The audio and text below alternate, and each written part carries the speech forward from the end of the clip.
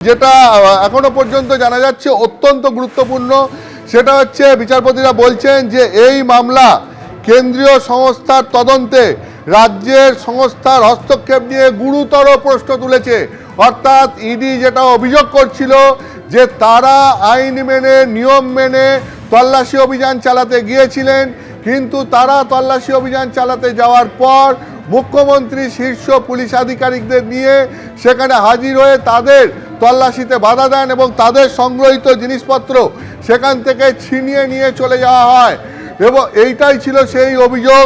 তো সেই ইডির অভিযোগের পরিপ্রেক্ষিতে আজকে ইডির অফিসাররা সওয়াল করেন এবং তাতে বিচারপতিরা যেটা জানাচ্ছেন যে এই মামলা কেন্দ্রীয় সংস্থার তদন্তে অর্থাৎ ইডির তদন্তে রাজ্যের সংস্থার হস্তক্ষেপ অর্থাৎ পুলিশের হস্তক্ষেপ নিয়ে গুরুতর প্রশ্ন তুলে দিয়েছে।